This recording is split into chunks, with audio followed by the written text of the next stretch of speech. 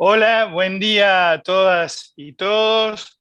Le damos la bienvenida a este segundo día de este congreso extraordinario que hemos organizado desde la CETERA, con este título que nos convoca a pensar, a dimensionar nuestra labor docente, ¿no? ¿Qué docencia queremos para estos tiempos? Justamente en el marco de un nuevo aniversario del nacimiento de Paulo Freire. Esta es la comisión número 12, su título es Situación del Trabajo en Latinoamérica.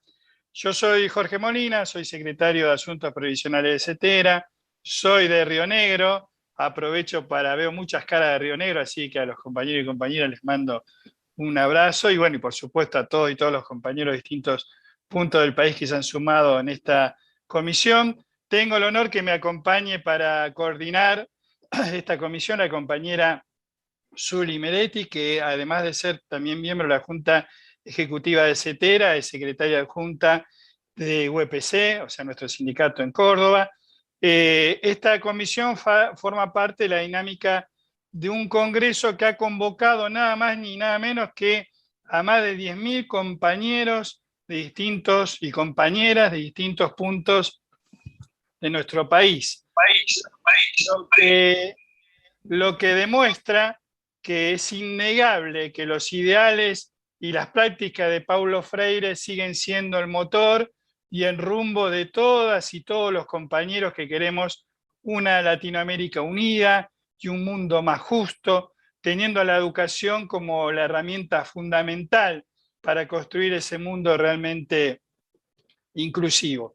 Antes de pasarle la palabra a Zuli para que explique la dinámica, presente a los dos compañeros panelistas que son extraordinarios, decirles que se va a subir al chat, los van a subir los operadores, un link con un enlace para que se puedan anotar ahí los que necesitan la constancia de asistencia a esta comisión para que luego se las envíen las distintas entidades de base. Así que mientras que se va desarrollando la comisión, Mario va a subir el link, Mario Sosa, que es uno de los compañeros UPC, que es uno de los compañeros operadores, para que ustedes vayan ahí en ese link inscribiéndose.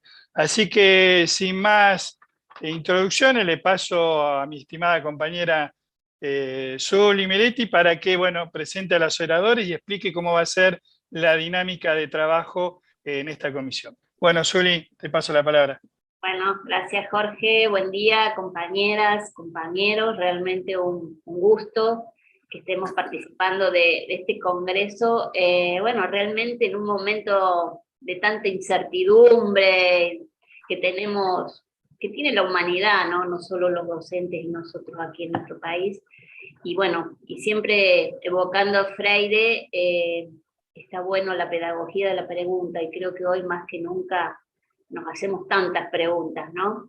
Así que, bueno, un gusto estar coordinando esta mesa. Un poco la dinámica de esta jornada.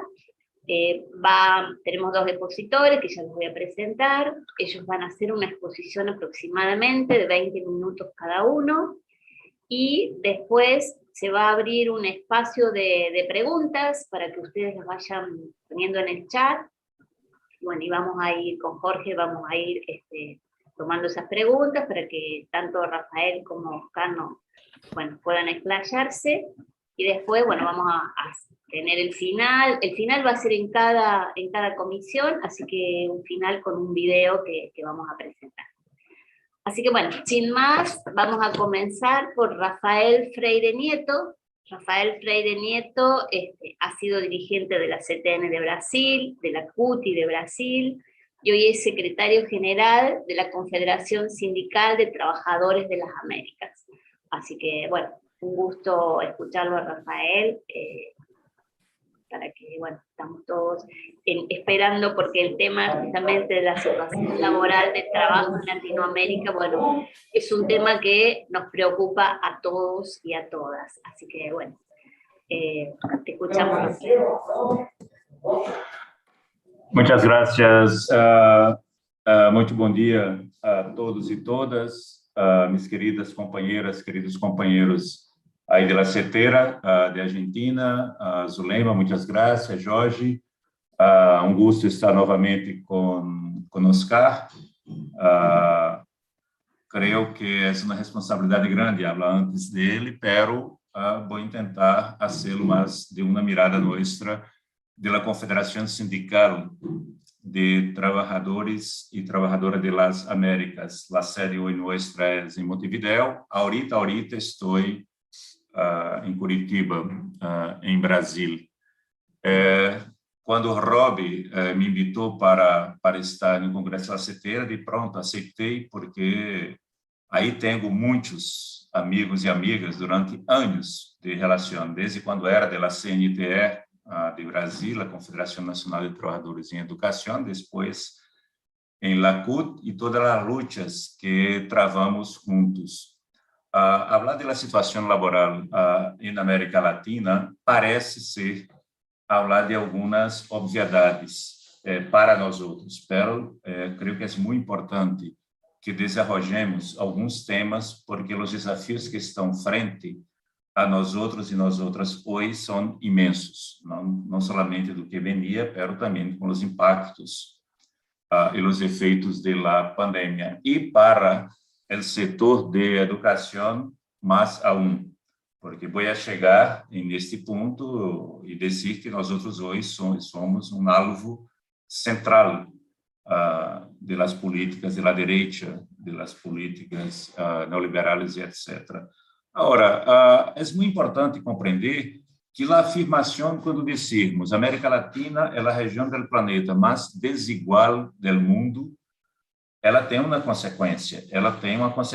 E, bueno, Oscar pode falar muito melhor que eu, e tem uma história sobre isso. Primeiro, de como foi não vou entrar muito na história, como foi nosso processo de formação econômica, política e social, relegando a um papel primário, um papel exportador, um papel dependente dentro da estrutura do capitalismo mundial.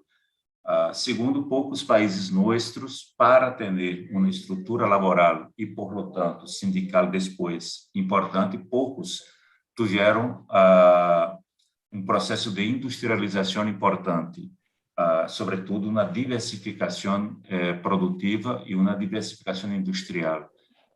E, neste caso, é Brasil, Argentina, México, que são os três primeiros, e não é por acaso que o sindicalismo aqui do Cono Sul seja mais forte que o sindicalismo de Centroamérica ou mesmo da América Latina. Então, a situação produtiva também define muito aí e o rol de cada país e sua dependência em relação à estrutura mundial, estrutura produtiva mundial.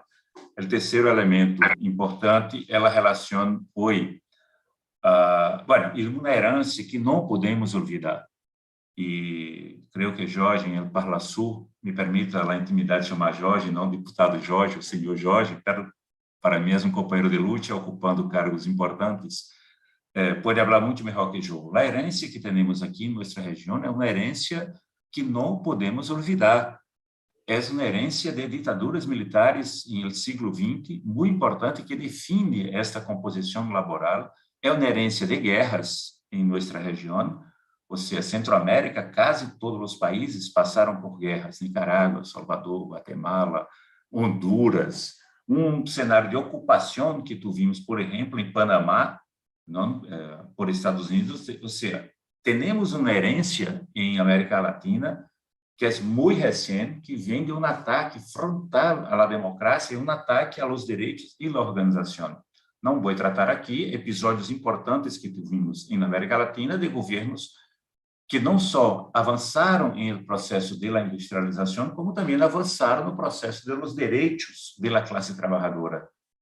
Bueno, estou dentro de um congresso da CETERA, então, por supuesto, toda a situação que temos na Argentina, todavia, há conquistas na época de Perón. Então, há todo um cenário político que nos levou a essa situação do que temos atual. Então, a situação laboral eu poderia resumir com três características. Qual a situação, o modelo produtivo de cada país que define a situação laboral e depois a situação sindical, qual a relação da democracia nesses países da América Latina e do Estado, vou chegar depois em relação ao Estado, e qual é a estrutura jurídica nacional que vem destes dois elementos anteriores, do Estado, da democracia e da estrutura produtiva. Porque uma forma de impedir e de pôr uma situação laboral deficitária, não encontro outro termo, é uma estrutura jurídica a serviço de uma ordem econômica e política. Ou seja, nossa estrutura jurídica laboral tem um interesse claro, atende a interesses, e esses interesses atendem a este modelo que temos hoje. Então, assim, e aí avançar muito rapidamente em dizer que todos os ataques que tuvimos muito recentes, e há duas características que são muito importantes perceber, mesmo que estejamos falando com professores, professoras, maestros, maestras, trabalhadores em educação, em geral, que é a ideia forte que se dá a partir dos anos 90 de sacar a figura do trabalhador, de la trabalhadora, e tentar pôr uma outra figura relacionada ao mercado, a tentar, por exemplo, transformar uma pessoa em uma empresa. Uma pessoa em uma empresa, tu saca o sujeito de direito, que é o trabalhador, e põe o trabalhador dentro da estrutura jurídica e política comercial de mercado, por lo tanto, sem direitos. Sem direito a vacações, sem direito a aguinaldo, sem direito a descanso, porque sua relação é uma relação de empresa. E depois não tenta pôr em os trabalhadores em geral e trabalhadoras. A ideia é que sois um empreendedor. É a forma mais bonita de te transformar em uma empresa. Sois um empreendedor, não importa se tu empreendimento é alquilar uma bici, pôr uma mochila em las espaldas e entregar comida. E desse que isso é um empreendedorismo, não? Ou colaborador, para aquele trabalhador que tem um contrato formal, sois um colaborador da empresa. Então, é todo um intento de sacar a ideia do direito a direitos laborais, direitos sindicais, em la estrutura de nossos países. Em América Latina, isso vemos de maneira muito brutal. Por quê? Porque temos uma situação hoje que vem dessa herência que eu falei, vem da crise que tivemos a partir de 2008, que não teve uma saída progressista, ao contrário, teve uma saída da crise, saída não, um efeito, que é mais fundamentalismo neoliberal, vocês viveram Macri, e mais ataque à democracia. Nós outros aqui em Brasil vivemos um golpe de Estado e temos um presidente com características neofascistas, né, que é Bolsonaro. Então, esse é um resultado de profundizar o modelo neoliberal, porque o que temos hoje é a profundização. Então, alguém está acompanhando atentamente o debate e já está intervenindo. Então, nesse caso específico, esta situação que enfrentamos hoje aqui, ela é muito importante para perceber o que temos. Agora, o que temos hoje, de verdade? Temos um quadro, em geral, de alta informalidade na América Latina. Países como Haiti podem chegar a 90%. Países como Guatemala podem chegar a 80%. Países como Honduras podem chegar a 70% de informalidade. E muitos com mais de 50% da nossa força laboral em la informalidade. Isto, de imediato, já põe para fora de nossas organizações 80% da classe trabalhadora em alguns países, 70% em outros países, 50% em outros países, fora de nossas organizações.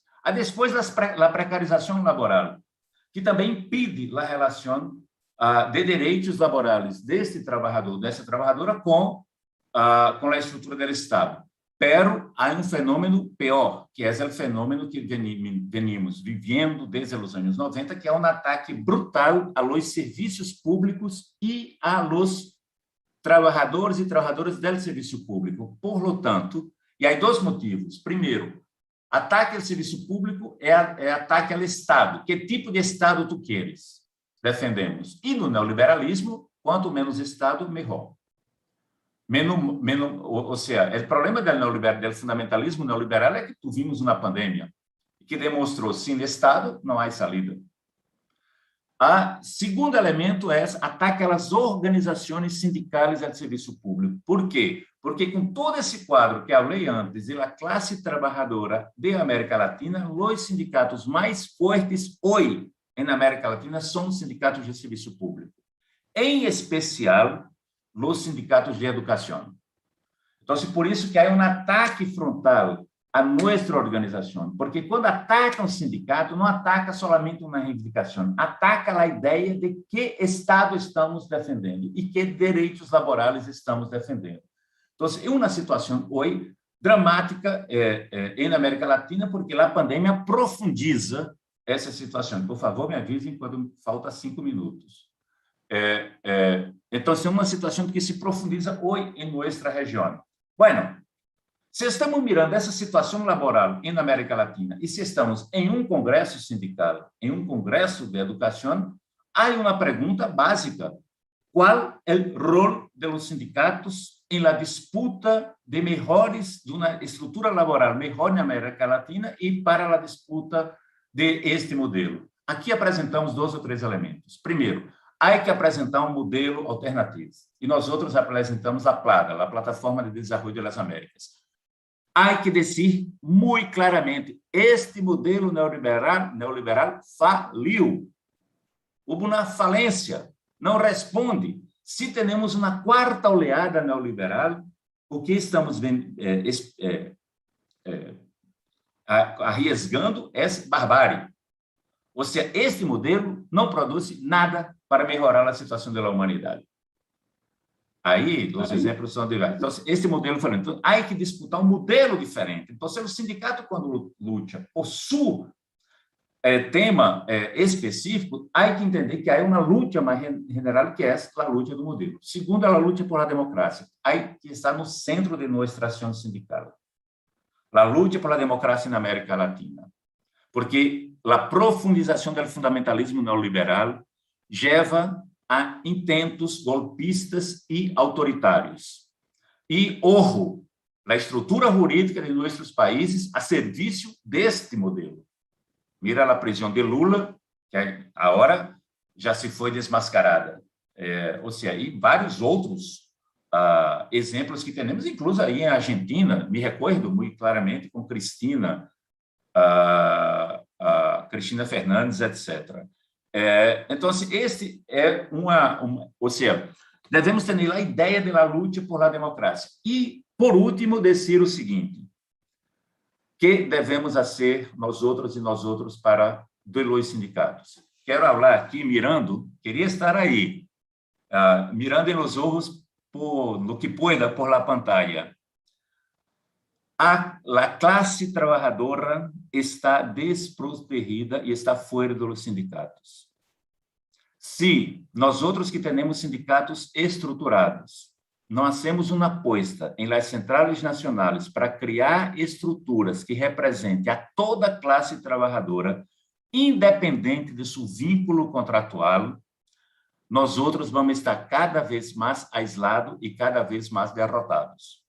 Então, nossa ideia é construir uma estrutura sindical que fortaleça os sindicatos que existem hoje, unificando os sindicatos, criando estruturas solidárias nos sindicatos, criando força nos sindicatos e criar estruturas onde a classe trabalhadora, que nadie lo representa, pode representar. O que chamamos, por exemplo, a casa do trabalhador e da trabalhadora, em um local, em um bairro, em uma localidade, onde todos aqueles trabalhadores que não podem estar em um sindicato podem estar aí. E nós outros organizar eles como classe e disputar a ideia que há que envolver. E vou concluir com isso. 2 ideias. Primeiro, a luta hace las leis. Recuperar a ideia que a luta hace las leis. Porque se nós outros nos limitamos somente às leis existentes na América Latina, não hacemos sindicalismo. E segundo, há que envolver uma disputa do Estado. Nos colocaram em um canto, nos anos 90, que não poderíamos defender o Estado. Há que envolver muito fortemente a disputa de um Estado democrático, um Estado que atenda ao bem-estar de nosso povo. E a luta é tremenda. aí organizar a classe trabalhadora sindicalmente é o rol que temos. E a partir de uma organização sindical mais forte, mais representativa, ser alianças sociais e alianças políticas. Por isso que é um honor estar em vosso congresso. E, sinceramente, eu estive no congresso da CTAT, último, e dizia que, mais uma vez, os argentinos e argentinas estariam na primeira fileira que não poderiam errar, que foi na vitória de Alberto Fernandes, derrotando Macri, derrotando o neoliberalismo na Argentina. Sabemos dos problemas que temos hoje, pero hablo de maneira muito sincera. Eu confio que a esquerda argentina, que os setores progressistas em Argentina e que o movimento sindical de Argentina, em especial a CTAT e a CETERA, pueda contribuir para uma vitória de nosso governo na Argentina, porque é fundamental para organizar a resistência na América Latina e Caribe. Forte abraço a todos e todas. Se queremos depois entrar em algum tema mais específico sobre a situação laboral, podemos entrar, mas eu penso que era melhor dar este quadro de ubicação política para pôr os 10.000 congressales de la CETERA, não pôr porque já estão, não? Mas que dizer que sua luta é a luta de América Latina e Caribe, e nisso estamos muito honrados. Gracias. Bueno, gracias, Rafael. Bueno, realmente escuchándote, cuántos desafíos tenemos hacia adelante los sindicatos, ¿no? Así que, bueno, está bueno estos espacios donde podamos reflexionar juntos para, bueno, buscar la mejor manera para fortalecernos. Bueno, voy a presentar ahora a Oscar Laborde, el compañero Oscar Laborde, que, bueno, ha sido intendente de Avellaneda, ha sido diputado, ha sido embajador, y hoy es vicepresidente del Parlasur, y además es presidente del Observatorio de la Democracia del Parlasur. Así que, bueno, Oscar, un gusto escucharte. Te escuchamos. Bueno, buenos días a todas, a todos. Gracias a Zulema, a Jorge. Gracias a la CETERA, sobre todo por darse el momento de poder reflexionar, ¿no? En el sentido, cuál es el rumbo de la educación, cuál es la situación del trabajo y sobre todo cómo se sale de esto, ¿no? Me parece que lo principal, el compromiso que tenemos como militantes, de la presentación de Zulema, mira que más me gusta decir que soy un militante y me encuentro dentro de la CTA en el lugar más amigable y más confortable, y vinculado a la CETERA, es lo mismo, ¿no? La situación del trabajo es patética, lo sabemos, el informe de la OIT ha sido muy claro en eso, ha habido un impacto en el aumento de la pobreza palpable. Solamente midiendo el trabajo hubo 20% menos de horas trabajadas y un 20% menos de ingreso, de los ingresos monetarios de los trabajadores, ¿no? Esto está por encima de la media del 10% en las dos ocasiones del mundo, y justamente, como decía Rafael, exacerba, profundiza esa desigualdad en América Latina. Acá el riesgo es que salgamos de esta pandemia agravando una situación ya grave, ¿no? Y los números son estos. Por eso se tratará de ver, al final de todo esto, cómo hacemos para evitarlo y no solamente diagnosticarlo, ¿no?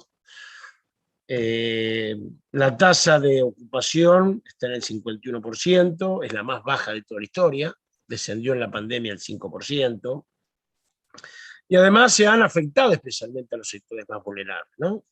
Es decir, las mujeres padecieron más esta situación de complicaciones laborales en la pandemia más que los hombres, los jóvenes menores de 24 estuvieron más perjudicados que los adultos, los cuentapropistas más afectados que los asalariados y los informales más que los formales, ¿no? Y acá se hablaba de la informalidad. ¿Y cuál es el camino y el peligro, compañeros, de la informalidad en lo laboral? Porque a mí me da la impresión, que es un tema, obviamente no es motivo de esta charla, pero sí motivo de preocupación, que hay una doble presión sobre el trabajo formal. Por un lado está el paradigma del liberalismo, de que somos nuestros propios patrones, y entonces depende de nosotros. Si yo tengo un negocio una cervecería artesanal, y enfrente hay otro, si me va mal a mí y bien al otro encima, además, psicológicamente me hacen pensar que yo soy inferior al de enfrente, tirándome la responsabilidad de mi subsistencia no a la condición económico-social, sino a mi capacidad. Pero eso también, me parece, puede estar complementado con una idea de la economía popular, ¿no? La economía popular. Esa idea de que se ha cambiado el modo productivo, que lo industrial ya no es lo central, entonces los asalariados no son los centrales, los obreros, y entonces los sindicatos no son los principales representantes.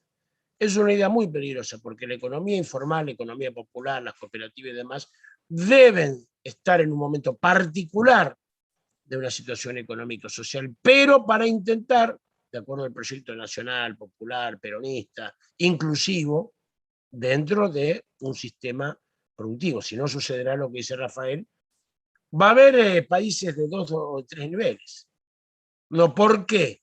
Porque además las áreas que han crecido o recuperadose más rápido de esta pandemia, incluso algunas han crecido, son la financiera, las telecomunicaciones, los medios digitales de pago y la salud. Todos creadores de pocos puestos de trabajo. Entonces puede haber una sociedad de 2 o de 3 niveles donde el 20% de esa sociedad, con una élite encabezándola, tenga una vida, costumbres, educación, identidad nacional diferente al conjunto de la población. Y ese es el peligro, y Argentina en eso siempre fue una garantía. Y hay que plantearse, bueno, y claro, además en esta situación que tanto se han empobrecido, los datos no quiero aburrir con datos, pero son alarmantes, pocos se han enriquecido muchísimo. Los multimillonarios, los que tienen más de 1.000 millones, en la región pasaron de 76 a 107 en 2 años. Y el total de la fortuna de los multimillonarios pasó de 284.000 millones de dólares a 480.000 millones de dólares. Entonces no es que hubo una situación donde todos nos empobrecimos, no. Una gran mayoría se empobreció mucho y unos pocos se enriquecieron. Y entonces acá una pregunta que yo creo que con inteligencia nos han desviado. Nosotros no tenemos que preguntar qué hacer con los pobres, compañeros. Con los pobres, el discurso de qué hacer con los pobres va a coincidir. Acá hay que preguntarse qué hacer con los ricos. Los planteos tienen que ser ir contra las grandes fortunas, así. Porque no hay manera de redistribuir si los ricos tienen esto. Entonces, no se puede hablar de en parte, cargar impositivamente contra estas fortunas que prácticamente se han duplicado en miles de millones de dólares. Eso no se puede hablar. Sí se puede hablar de la flexibilización laboral, pero de eso no se puede hablar. Entonces, me parece que el riesgo está, como decía, que se estire aún más la pirámide social, que el cenit de esa pirámide social esté cada vez más alta y la base sea más grande, ¿no? La única manera que nosotros podemos revertir esto es que los movimientos populares lleguen a los gobiernos. La reivindicación de cada uno de los sectores se va a concretar cuando expresiones populares lleguen a los gobiernos. Y hay una demostración de eso, así fue en los momentos virtuosos.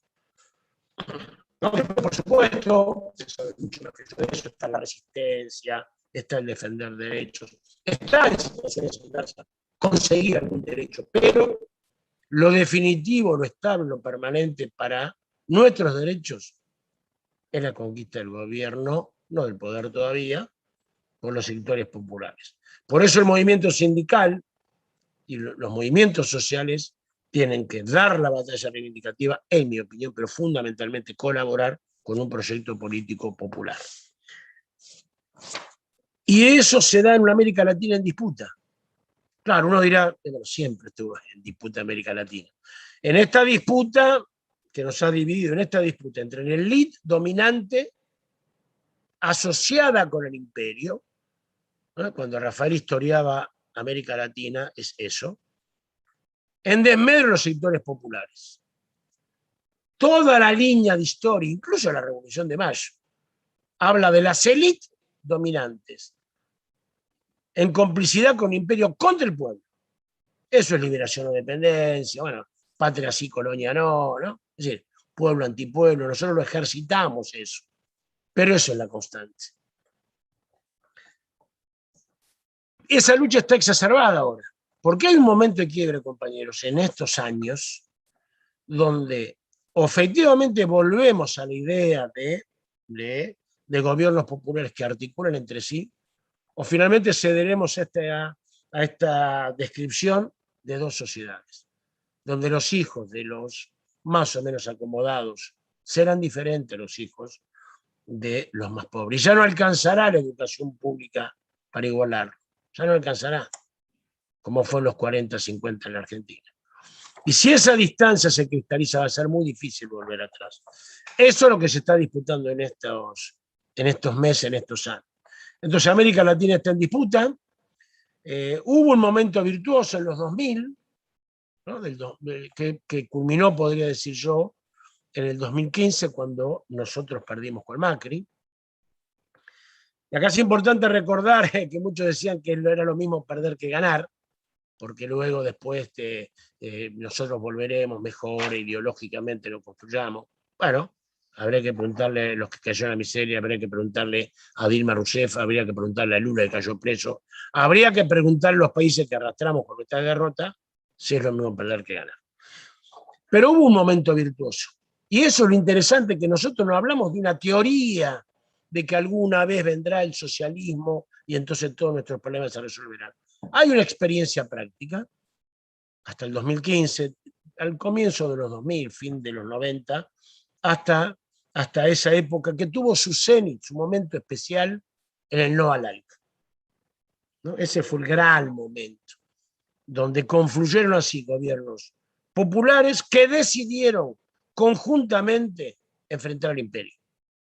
Lo hicieron diciéndole no al ALCA, lo hicieron ampliando el Mercosur con Venezuela, lo hicieron creando la UNASUR, lo hicieron fundando la CELAC, es decir, armar una estructura regional preparada para una época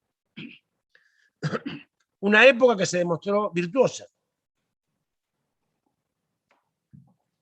Porque sin duda esos fueron los mejores años de nuestra región. Sin duda todas las economías crecieron, incluso las que no estaban engarzadas en el collar de los gobiernos populares. Sin duda mejoraron las condiciones de vida del pueblo. Sin duda disminuyó la pobreza en los países que estábamos en los gobiernos populares. Sin duda bajó la indigencia. Y efectivamente nos habíamos plantado como un polo en un mundo multipolar. El mundo es multipolar. Esto es muy interesante, me parece clave comprenderlo. El mundo ha dejado de ser bipolar cuando cayó la Unión Soviética. Y no pudo ser unipolar cuando los Estados Unidos nos quisieron hacer creer que se había acabado la historia, y entonces a partir de ahora solamente quedaba el capitalismo salvaje y el sálvese quien pueda. No, se gestaron alternativas a ese capitalismo salvaje, hay que observar más. Cuando hablamos el mundo, hay que decir de dónde se lo mira. China está produciendo en el sudeste asiático una asociación con otros países, incluso con países capitalistas muy productivos, muy eficientes, y así han enfrentado la pandemia. Entonces, en esa situación lo que logró América Latina, sobre todo Sudamérica, es ser un polo en un mundo multipolar. Y no andar individualmente, bilateralmente, como si le interesa a Estados Unidos, que vayamos de a uno. Nosotros fuimos, y por eso participamos en los BRIC, por eso se participó en el G20, por eso efectivamente en esas horas, y hasta por eso se eligió un papa suramericano. Ese es el momento virtuoso. Y ellos vinieron con una contraofensiva. No, ellos no iban a permitir que justamente América Latina, tan necesario en la ahora pelea estratégica con China, fuera un polo. Ellos necesitaban que nosotros, cada uno de nosotros, fuéramos un aliado incondicional. Y contraatacaron con Laufer, no voy a explicarme cada uno de estos conceptos, una nueva derecha que aprendió ahora a la unidad, Nosotros tenemos que prepararnos, compañeros, que la derecha no va a ir más desunida. No va a ir más desunida. Lo padecemos en la Argentina. El antipopulismo y el antiperonismo, que en la Argentina durante años tuvo diferentes expresiones, incluso diferentes líderes coyunturales, no va a ir desunida nunca más, ¿no? En Chile, a pesar de su horrible elección, está unida. Y así va a ser. El Laufer, la nueva derecha, decía exacerbar la división entre nosotros. Y acá hay un concepto que tomó el movimiento popular, que es unidad y amplitud, con todas las dificultades que tiene tener un gobierno amplio, y le podemos decir a Rafael en estas horas todas las dificultades que tenemos por eso. Pero hubo 4 gobiernos, compañeros, 4 gobiernos que están a la derecha, porque el movimiento popular fue dividido. Porque el Partido Socialista y Ciro Gómez en Brasil no apoyaron el candidato del PT, Bolsonaro es presidente. Porque en Chile Beatriz Sánchez no apoyó al candidato socialista, Piñera es presidente. Porque Sergio Fajardo no apoyó a Gustavo Petro en Colombia, Iván Duque es presidente. Y porque el movimiento indigenista no pudo o no supo el correísmo, o no quiso aliarse con el correísmo, Guillermo Lasso es presidente de Ecuador. Entonces, los 4 peores presidentes tuvieron electoralmente la posibilidad de ser derrotados si nosotros en diversidad nos hubiéramos juntado. Y eso es una enseñanza. La unidad y la diversidad. La unidad es juntarnos con los que piensan como nosotros. La diversidad es juntarnos con los que no piensan como nosotros. Entonces acá se trata de unir lo diverso para enfrentar lo antagónico. Esa es una tarea ciclopia. Hay que unir lo diverso para enfrentar lo antagónico.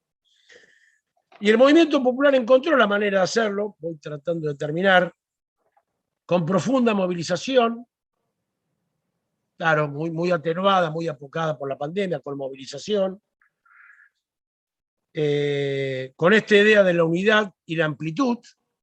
Claro, después aparecen todas las dificultades que hay que sondear. Es decir, la derecha encontró una forma de contrarrestar, porque en esta puja que decimos, en esta historia de América Latina de 2 modelos que pujan, los modelos tienen expresiones que bancan esos modelos y pujan entre sí.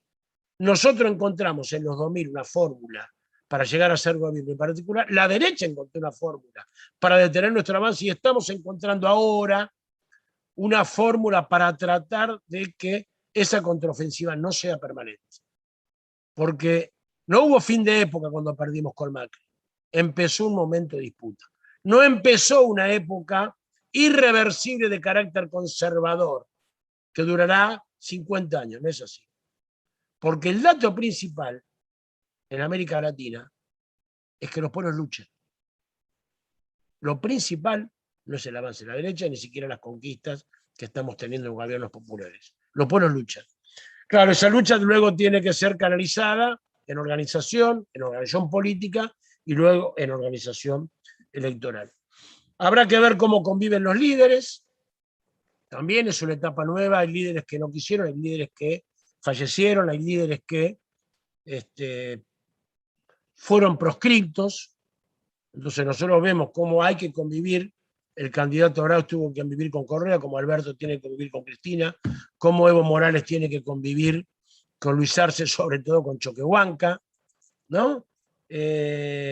¿Cómo tiene que convivir Cerrón, el peruano, con Castillo?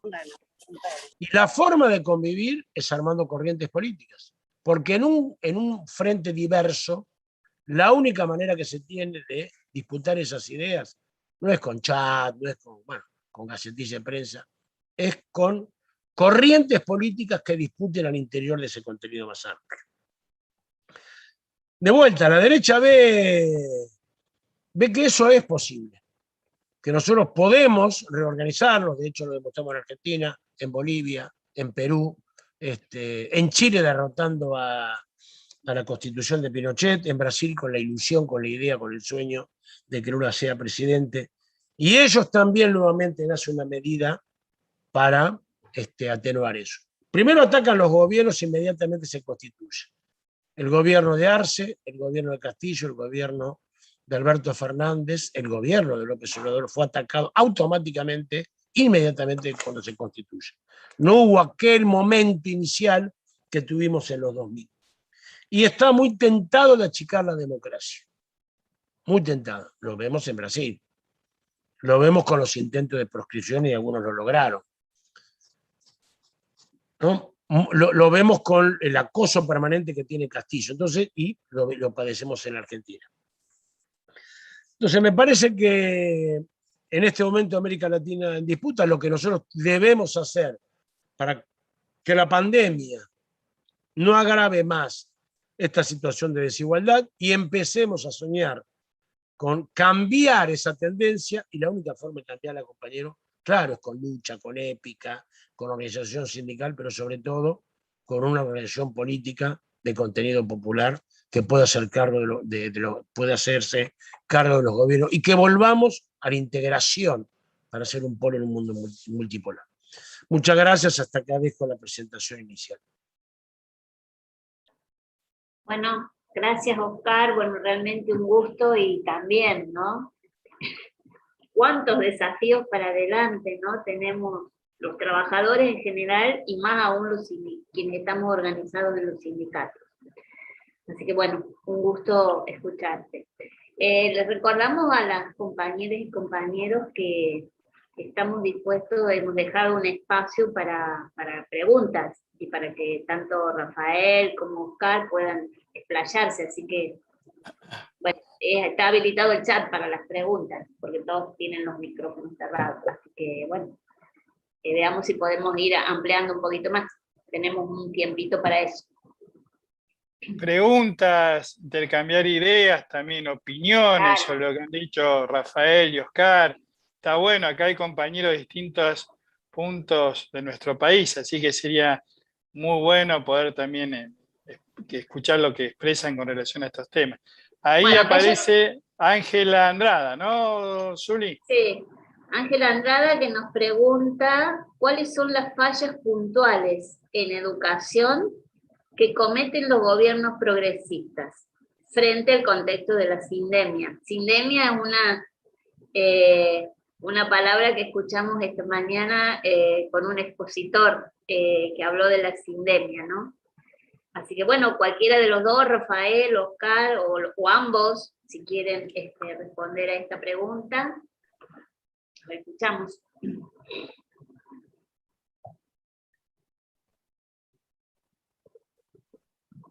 Creo que Rafael conviene que responda esa.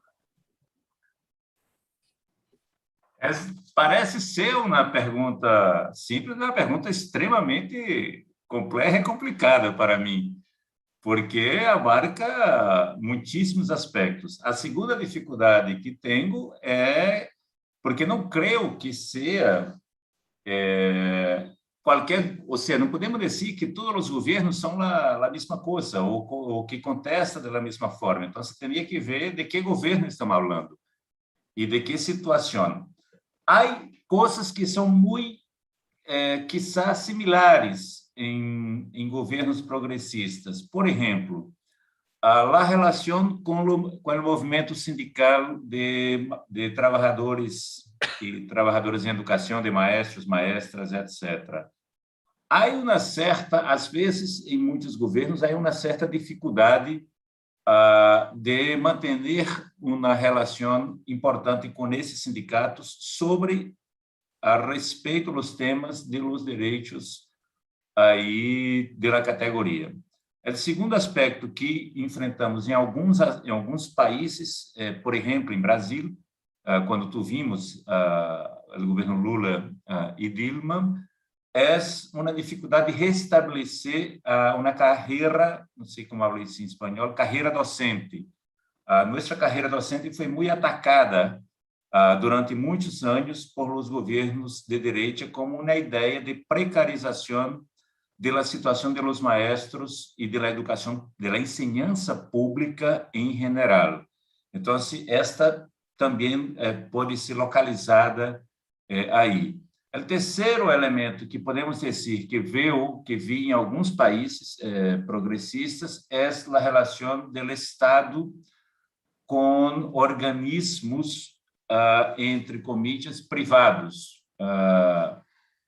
no trato da ensinança. Por exemplo, mesmo na época de segundo governo Lula, e desculpa lá de aqui, porque eu que conosco um pouquinho, mas e no primeiro governo Dilma, o Ministério da Educação hizo muitos convênios com fundações, como a Fundação Ayrton Senna, a Fundação Itaú, a Fundação Lehman, que hoje são estas fundações que ditam as reformas do ensino, da ensinança aqui em Brasília. Então, assim, para mim, isso foi um erro assim, importante, não de entrar com estas parcerias, né, do Estado. Agora, essa é uma pergunta assim, complicada para responder se não sei de que governo estamos falando. Em geral, acontece com essas generalidades. Agora, sei que há países e problemas que eu falei aqui, as relações são diferentes. Arriesgo a pensar que a relação de Cetera com o governo de Alberto Fernandes é uma relação boa. Agora, não tenho detalhe, há semanas, dias que não falo muito com Robbie sobre esta situação. Falei com ele semana passada, creio, sobre a crise aí de Argentina, ele me explicando um pouco. Pero me desculpa que a resposta a contestação seja assim general, pero é muito difícil entrar em el grano quando habla. Eu, se quer resumir, eu diria, o rol dos governos progressistas em relação à educação é recuperar o papel do Estado em la enseñanza pública e gratuita e de qualidade. Então, assim, creio que esse seria um rol importante. Aí podemos ir a outros debates de como fazê-lo frente a todo o que se tem. Me permita assim, um comentário, uma excelente intervenção, mais uma vez, de Oscar, que é verdade que tuvimos avanço em muita integração. Agora, lá temos dois problemas em los governos progressistas em el princípio dos anos 2000. Se caracterizamos 98, Chávez, hasta 2015, por aí 2016, ou seja, os anos 2000, 2002, Lula, depois Nestor, depois Tabaré, Evo e etc., é que nós outros não teníamos um lastro econômico mundial para sustentar um modelo alternativo. Infelizmente, a integração nossa, a integração produtiva, a integração econômica não avançou para ser frente a todo um cenário mundial que enfrentamos depois. Então, assim, são temas muito importantes. E a última coisa que queria dizer também, Jorge, é assim, porque me pareceu muito bom que tu falaste, é que nós outros dos movimentos sociais, não quero falar para os partidos, mas o que vi muito, e coordenei a campanha continental contra a ALCA, estive em Mar del Plata, coordenei a Aliança Social Continental, estive nos encontros de hemisféricos em Havana, tudo isso. O tema é que chegou um momento que a esquerda em los movimentos sociais comparava modelos e comparava presidentes e comparava governos e tentava dizer que esse era melhor que aquele. E, em geral, ela é melhor, ela é de outro país e não do país dos desafios nacionais. Eu me recordo muito claramente de muito debate em Brasília que dizia que Lula não é igual a Chávez, que Chávez era melhor, e etc. E não aceitou os desafios de aqui, que Tabaré era melhor que Nestor, que Evo era melhor que Tabaré. Ou seja, ao invés de compreender que era uma diversidade, era uma sintonia de vários governos progressistas que deveriam nos complementar, muitas vezes nós outros de los movimentos sociais, estou falando disso, não estou falando dos partidos, dos governos, de los movimentos sociais, nos enredamos entre nós outros. E quando derrotamos a ALCA, em 2005, em Mar del Plata, que foi a maior vitória que tivemos em El Siglo, quando derrotamos a ALCA, quando começamos a ideia de construir alternativas, os movimentos se dispersaram. Então, assim, há um desafio muito forte de unir em la resistência, pero mais forte aún é unir para construir alternativas. Então, assim, queria ser esses comentários. Desculpa que a primeira parte da pergunta é isso de maneira general.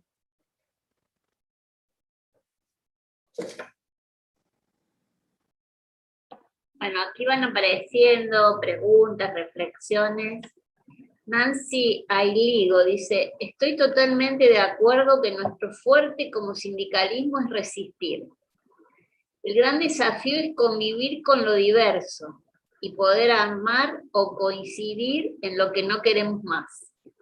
¿Podríamos delinear esos aspectos, los nunca más? Pregunta. Y delinear en este contexto 2 aspectos geopolíticos urgentes a conseguir.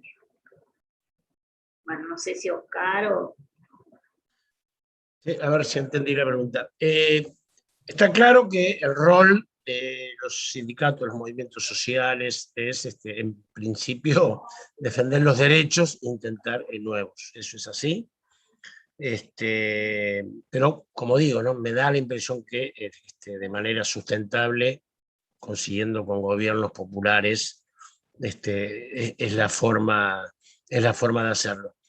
Hay veces el movimiento social, el movimiento sindical y el movimiento popular, compañero, encuentra su zona de confort en la resistencia, ¿no? Como se decía, contra Franco estábamos mejor. Acá se decía, nos juntamos en la resistencia. Entonces, no sé, a veces siento que hay como una facilidad para movernos en la resistencia, tal es así que tal vez sea hasta una zona de confort donde no nos equivocamos, no apoyamos a nadie que luego nos defraudará, no tenemos que meternos en debate con ministros que no nos gustan, pero ese es el desafío, ¿no? Digamos, y me parece que justamente eso, es buscar la forma de encontrar puntos mínimos, de soportarnos entre nosotros, de comprender, bueno, aquí incluso lo explicaba Rafael, había internas entre nuestros presidentes que estaban todos juntos produciéndole la derrota más importante política y diplomática que tuvo el imperio. Militar tuvo,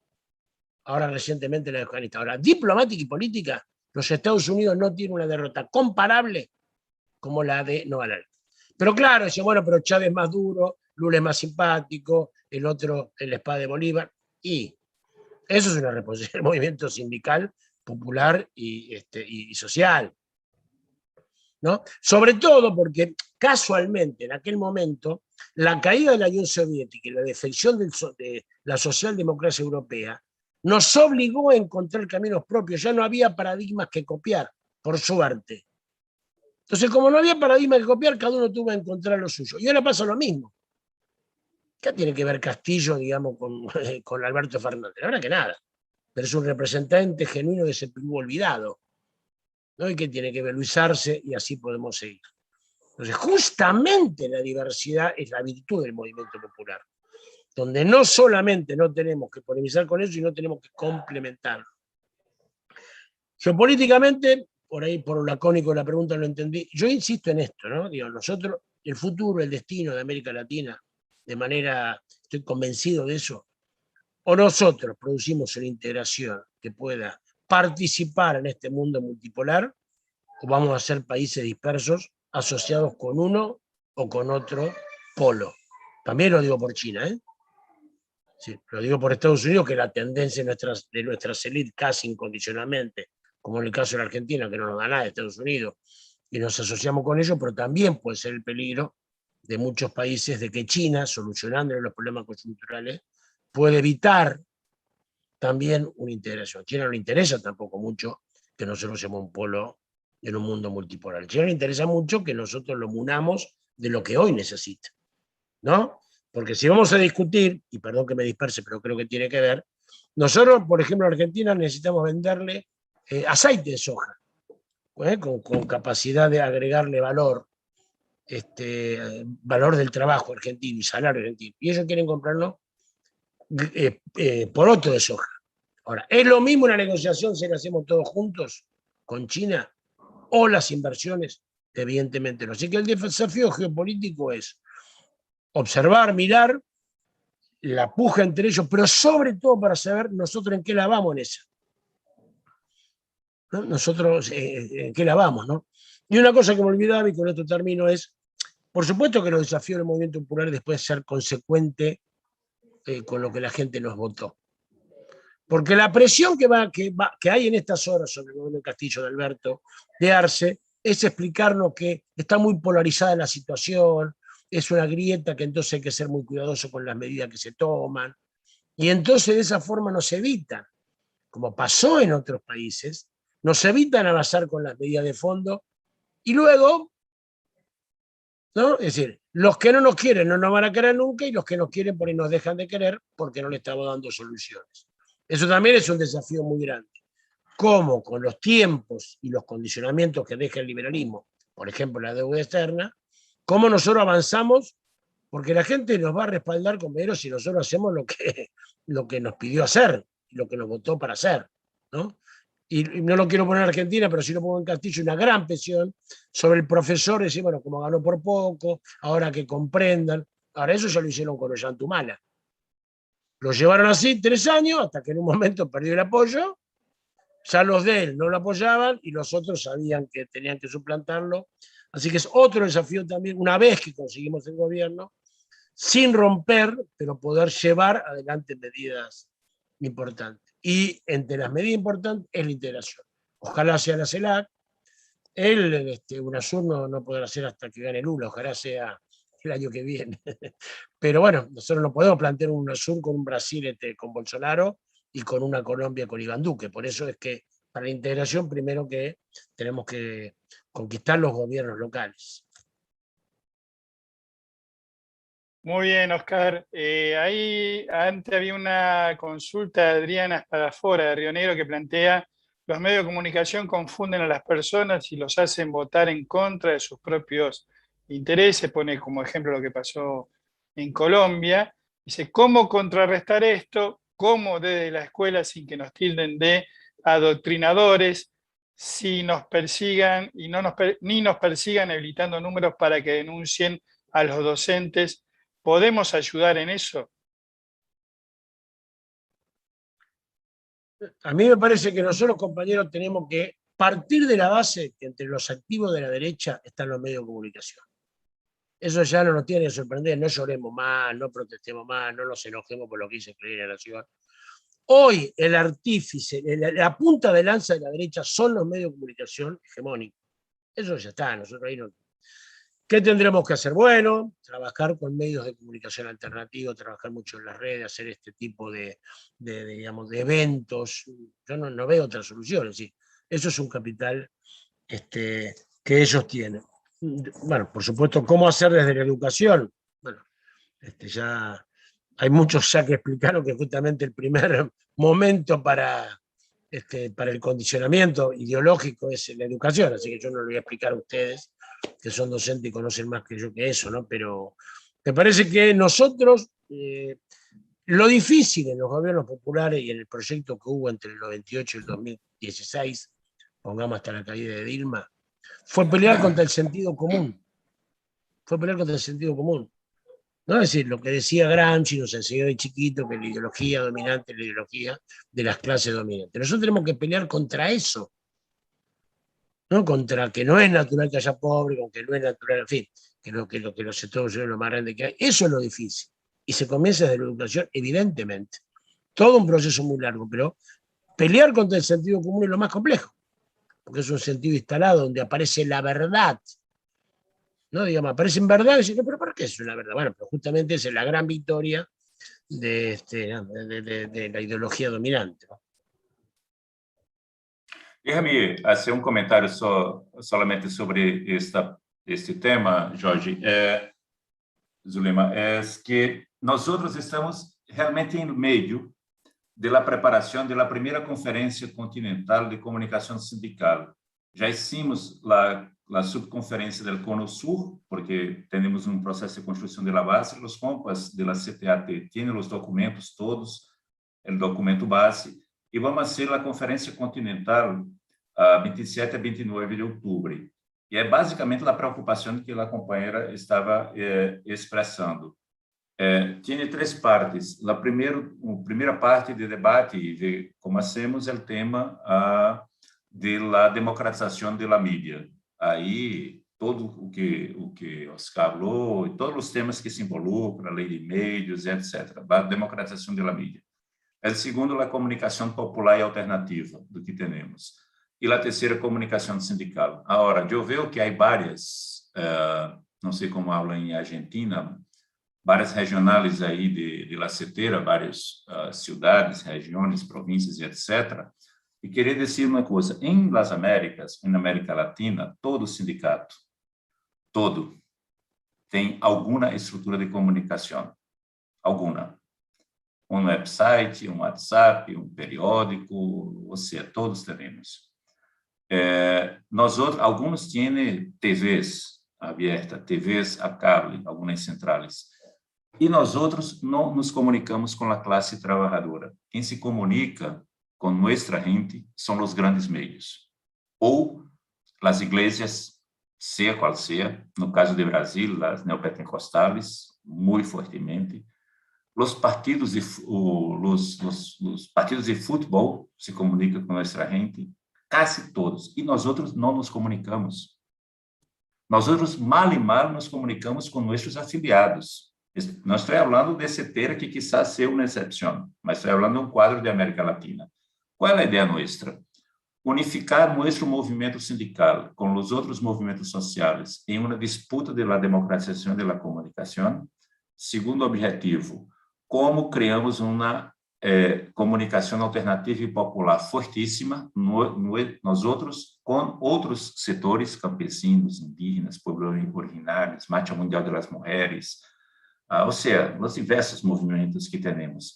E o terceiro, como podemos dar um passo a mais em nossa comunicação? Imagínate a estrutura sindical, uma vez ao mês, à semana, ou assim, estarmos todos integrados em mensagens com o povo de América Latina. Imagina o poder que temos em reconstituir isso. Muitas vezes dispersamos muita energia e muita plata em nossa comunicação pouco eficaz. Então, nossa ideia é disputar de verdade a comunicação, porque Jorge falou certo, é um pilar fundamental de sustentação da direita. Então, creio que este é um tema que envolve de maneira muito forte. E são três temas que se relacionam em la CSA, e estamos falando com a CTAT. Toda ação nossa tem que comunicação e melhorar a comunicação. Melhorar muitíssimo a formação política e sindical nossa. Sem dogma, sem doutrinarismo, mas como ler a realidade, como sair do senso comum para o senso crítico. Terceiro, como nos organizamos sindicalmente. Toda ação nossa tem que melhorar nossa organização sindical. Só nos escute se temos força. Não são o brilhantismo de Jask, de Hobby, que escute a Cetera ou a CTA. Não é por isso. São compas brilhantes. É porque tenéis força. Se o movimento sindical em Las Américas, em América Latina, não tem força, nada ou nadie nos escuta. Então, essa ideia de organizar, formar e comunicar está no centro de nossa ação sindical para este período que vem. Os demais é todo um programa que, bueno, não há tempo e os compas da CTAT conhecem muito bem. Graças. Gracias, Rafael. Gracias, Oscar. Juli, no sé ahí si tenés alguna otra. Sí, hay varias preguntas que van en el mismo sentido y reflexiones que hablan sobre, bueno, que falta formación sindical y que eso debe partir un poco, o por lo menos no sindical, sobre los derechos de los trabajadores y que eso hoy no está en los institutos de formación.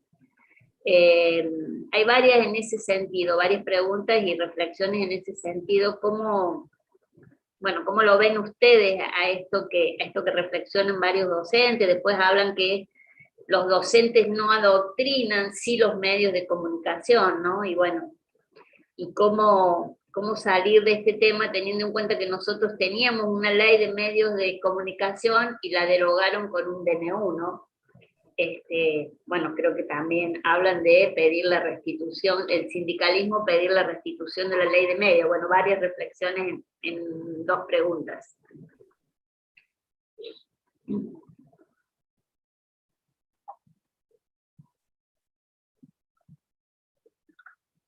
No sé quiénes van a responder o hacer. Permita-me, mas para corroborar. Eu creio que es un acierto muy fuerte de muchas organizaciones nuestras, incluso, permítame, nosotros en la CSA que hicimos una conferencia continental sobre formación y educación, que foi em março deste ano, Conferência Paulo Freire, por el centenário de Paulo Freire. Este congresso também homenageia a Paulo Freire. Há que mirar muito o tema da formação e como hacemos a formação, a partir de nossa realidade, a partir do nosso conhecimento, a partir das condições e história que temos para a formação. E a formação não é somente a transmissão de contenidos, o que ele denominava educação bancária. Então, como atualizamos nossa formação política e sindical usando Paulo Freire e usando uma ideia que, para ser formação, não é cerrar-se em uma sala ou em um vídeo, etc., para estar sendo formado. É em nossa ação cotidiana. Como transformamos o diálogo com nossa população, com nossa gente, em um processo formativo. Isto que a Compa decía de superar o comum senso. E que os docentes não adoutrinam, né? O docente vai para nessa perspectiva. E queria aproveitar para dizer que o centro dos ataques que tem em muitos países é justamente a educação e a enseñança pública e os docentes. Aqui em Brasília, em Paraná, as escolas militarizadas, ou seja, militares dentro da escola, junto com os diretores dirigindo a escola. A ideia da escola sem partido, também muito fortemente, que os fascistas entram em las classes, em las aulas, eu sempre me confundo aula e classes em espanhol, porque tem sentido diferente em português. Entram no espaço físico, onde estão as classes, e questiona o docente por que está falando disto, por que está falando desse tema. E hace campanha. Então, é muito, ou seja, o ataque à enseñança é muito forte. Concordo plenamente com uma observação que Jorge disse lá atrás sobre o nosso papel e ubicação na América Latina e a divisão que há, e estamos no momento, mesmo com a enseñança, não chegue a como chegamos em décadas anteriores. Espero. O centro do ataque hoje é esta enseñança que, todavia, temos forte em nossa região, que é a enseñança pública. Então, não tenho dúvida que nós outros e nós outras, educadores, educadoras, professores, maestros, trabalhadores na educação, somos hoje o centro de los ataques de la derecha em nossos países, porque é uma ameaça ter uma enseñança pública que pueda estabelecer um senso crítico, que pueda pensar, que não siga solamente o que esses meios falam. Então, creio que a afirmação de la Compa, que isso sobre a ideia que se ensina, não se doutrina, é muito importante. E essas observações que queria ser em relação à formação.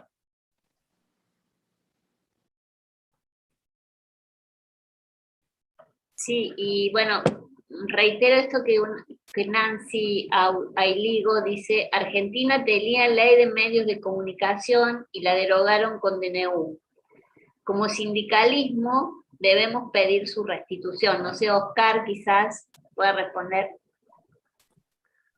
No, en esta puja que decimos de ida y de vuelta, el movimiento popular tiene la obligación, cuando está en el gobierno, de generar derechos y ampliarlos, y tiene la obligación, cuando no está en el gobierno, resistir, ¿no? Y cuando vuelve al gobierno, tiene nuevamente la obligación de poder restituir aquellos derechos que fueron anulados y pelear por más.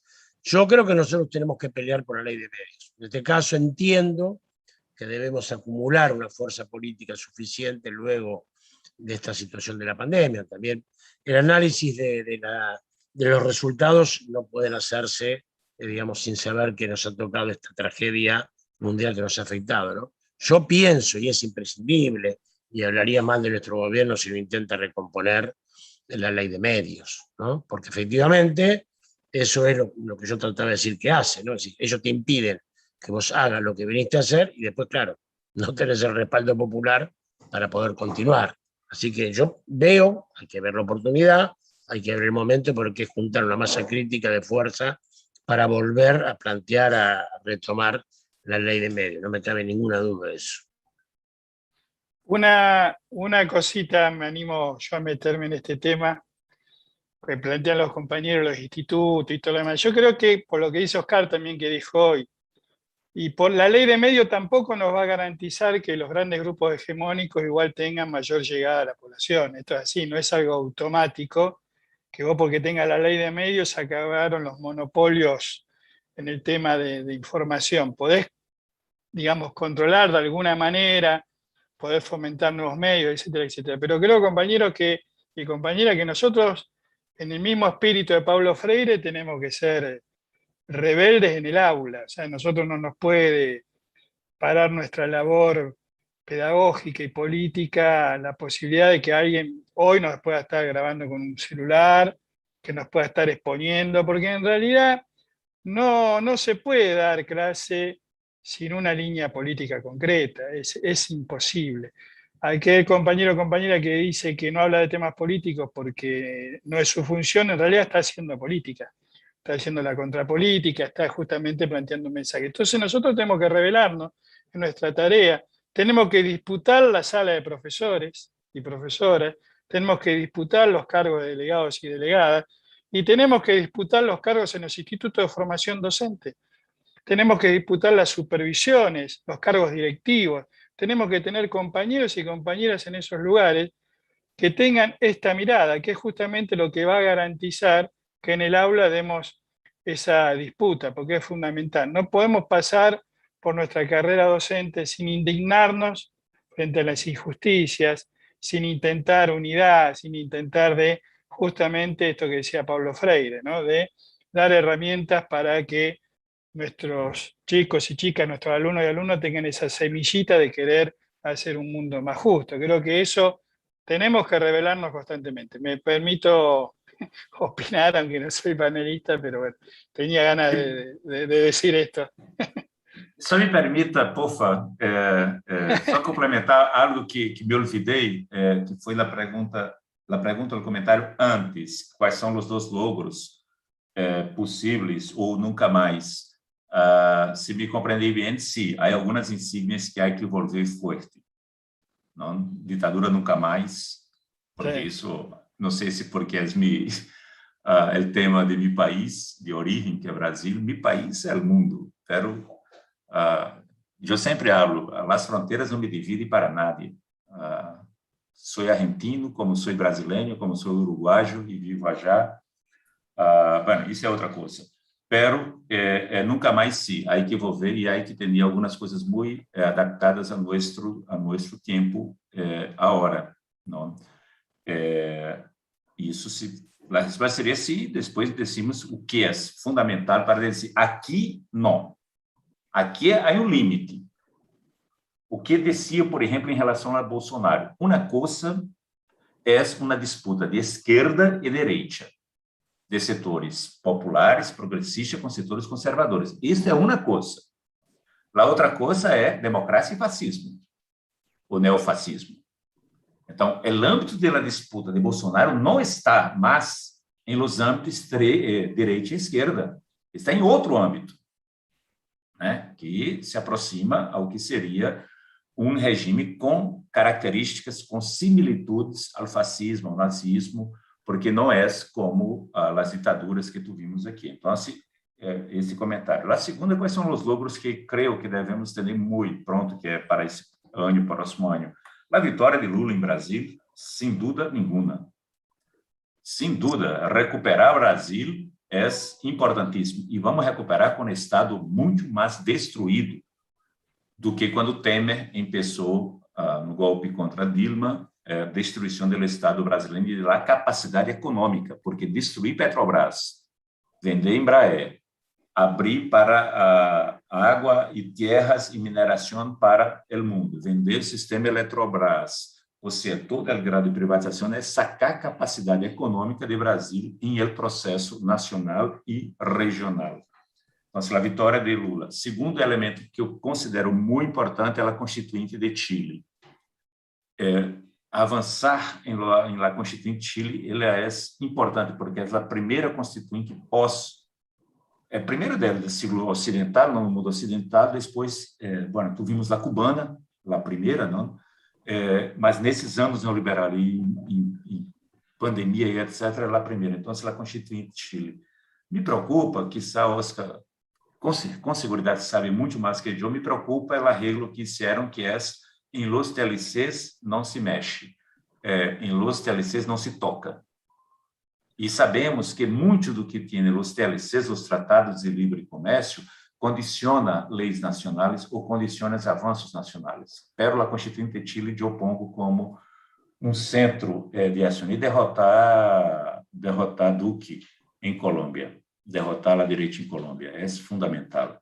Há situações, compras, que são mais invisibilizadas, que é as dramáticas, que aí estamos em la linha de frente, somos nós outros, de los sindicatos que estamos em la linha de frente, como é o caso de Haiti, uma situação que é invisibilizada e é uma situação dramática, que todavia não há vacuna, só para ter uma ideia de como estamos em Haiti, además de tudo que se passou. O tema de Guatemala, que se continua. Próxima semana, daqui a 2 semanas, estaremos em Honduras, com persecução, assassinato, sequestro de dirigentes sindicais. Então, há uma situação na América Latina, e o que queria dizer a cada companheira de la CETERA, estou mirando aqui na pantalla, o que me aparece aqui. Então, se dizer para a Niana, para a Rafaela, para a Ângela, para Marcelo, para a Nádia, para a Soledade, ou seja, os compas, Mário Roça, os compas que estou vendo aqui em minha pantalla, dizer assim, vosotros hacen o movimento sindical em Argentina de altíssima qualidade e muito progressista de esquerda dentro da CETERA, em minha opinião, e dentro da CTT. Agora, há que entender muito honor, porque compas, igualito a vosotros e vosotras, estão hoje, exatamente a hora, às 11h54 da manhã, na hora aqui do Cono Sul, hoje enfrentando a direita em seus países, e somos de los sindicatos.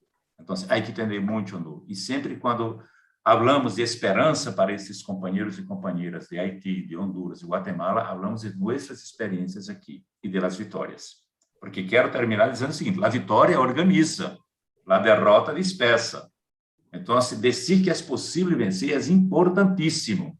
Importantíssimo. Então, construir estas vitórias local, regional, nacional e aqui na região, ela é fundamental. Desculpa atravessar, como decimos aqui, porque esta pergunta teria se quedado a 2 perguntas atrás, que era o tema dos logros e de nunca mais.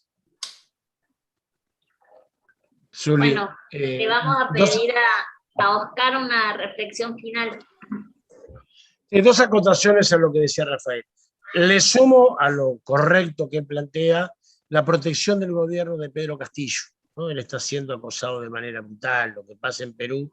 Si ello frustra una experiencia tan interesante como haber derrotado al fascismo en las elecciones y haber logrado que se respete el resultado, con un hombre de Cajamarca, un rondero, un docente combativo, es un problema, ¿no? Porque claro, esa idea de que es inviable, que es muy folclórico, muy lindo, muy agradable, pero que no puede gobernar un país un cholo, es un problema. Entonces yo creo que hay que hacer conocer más. Lamentablemente el propio profesor Castillo tiene la limitación de que habla poco con los medios. Recién salió y tuvimos que hacer un esfuerzo para que vaya a la CELAC. Yo digo, compañero, expliquemos, Perú es un país muy importante para América Latina. La suerte de Perú va a condicionar las elecciones en Colombia. Así que pido que le sumemos a eso que plantea Rafael, lo de Perú. Y lo de Chile sí es clave. Y digámoslo, la lucha consiguió la reforma de la Constitución. Porque ni gobierno socialista lograron, la retocaron 18 ocasiones, pero la matriz no cambió. Así que yo le sumo eso, ¿no? Yo, por último, muy breve, creo que lo he expresado, los pueblos están luchando, eso a nosotros nos tiene que dar mucho aliento, y sí tenemos que hacer mucho esfuerzo para que esa lucha no sea frustrante, ¿no? Para que la lucha por la Constitución culmine en una Constitución en Chile realmente diferente, progresista, popular, y que luego haya una síntesis política, digamos, de unidad para que también esa Constitución pueda ser ejercida, cumplida o respetada por un gobierno popular, ¿no? Así que solidaridad entre todos nosotros, lo que le pasa a cada uno tiene mucho que ver con los demás países. Bueno, y para eso estamos, ¿no? Para ser solidarios, para sumarnos y para comprender que estamos en un momento clave en América Latina. Muchas gracias por la invitación y felicitaciones por el Congreso. Gracias a Rafael y gracias a Oscar. Y bueno, justamente estamos finalizando un congreso en honor al natalicio de Paulo Freire, y viendo todas estas reflexiones de los compañeros, tomar una frase de Paulo Freire que dice: luchar por una educación que nos enseñe a pensar y no obedecer. Creo que hoy más vigente que nunca lo que dijo Paulo Freire. Así que, bueno, gracias a Rafael, a Oscar y bueno, Jorge. Sí, la verdad, bueno, otra vez el mismo agradecimiento, Oscar, a Rafael, a los compañeros y compañeras que de distintos puntos del país estuvieron ayer y hoy en esta comisión y en otras comisiones. Y el cierre se va a hacer, cada comisión cierra el Congreso. O sea, la modalidad que se eligió es cerrar en todas las comisiones con lo mismo, con un video que se llama El Sueñero, que es un homenaje que realizaron compañeros y compañeras de distintas provincias de nuestro país. Es un tema musical de Jorge van der Mole, que tiene producción general de Cetera, así que ahora Mario lo va a poner en pantalla. Con eso nos despedimos, a seguir militando, a seguir trabajando, como decía Paulo Freire, para construir una sociedad mucho más justa. Un abrazo a todos y todas, y a seguir militando por una América Latina unida, libre, y un país y un mundo mucho más justo. Abrazo a todas y todos. Un abrazo también a todos y a todas. Bueno, un gusto haber compartido con todos y todas este espacio. Nos seguimos encontrando. Bueno, Mario, cuando vos... Ahora va Jorge, ahí va, compañeros, el video.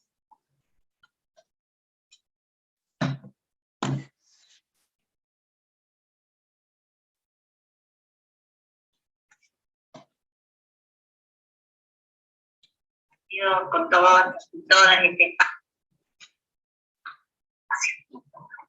Nos seguimos encontrando.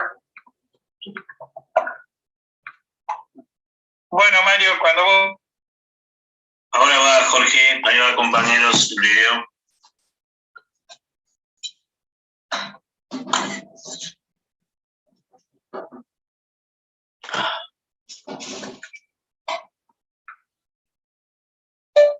Yanni.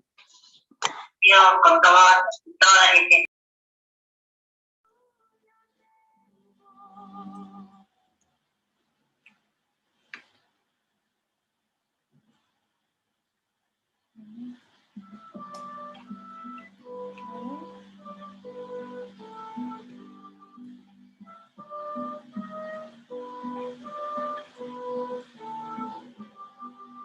¿Por qué no salen? Vivo en la oscuridad, animal sin reposo, se la vigila de los ojos. No sé qué puede ser, si una curva del tiempo, o que con el corazón la tengo. Digo sobre el sofá para que coma el hambre. Y abajo el peligroso agujero de la sangre. No, yo no puedo ver más que la noche alerta y el misterio detrás de las puertas. Sueñero, jinete sin descanso, sueñero sobre un papel en blanco, sueñero, centinela de mi alma, sueñero, duérmete y dame calma.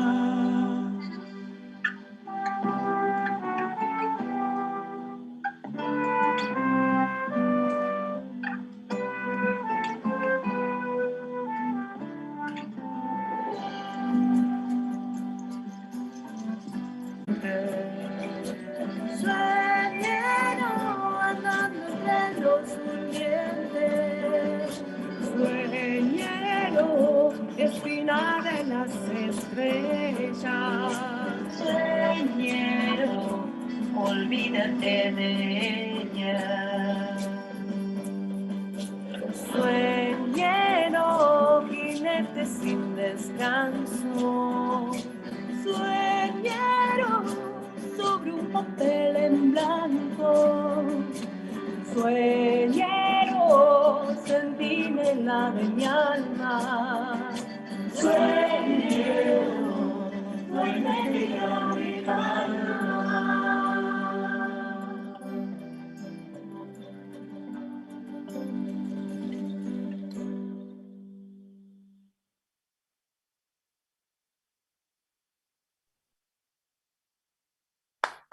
Bueno, muy bueno. Abrazo a todos, compañeros y compañeras. Abrazo grande. Abrazo para todos. Gracias, compañeras, compañeros. Gracias.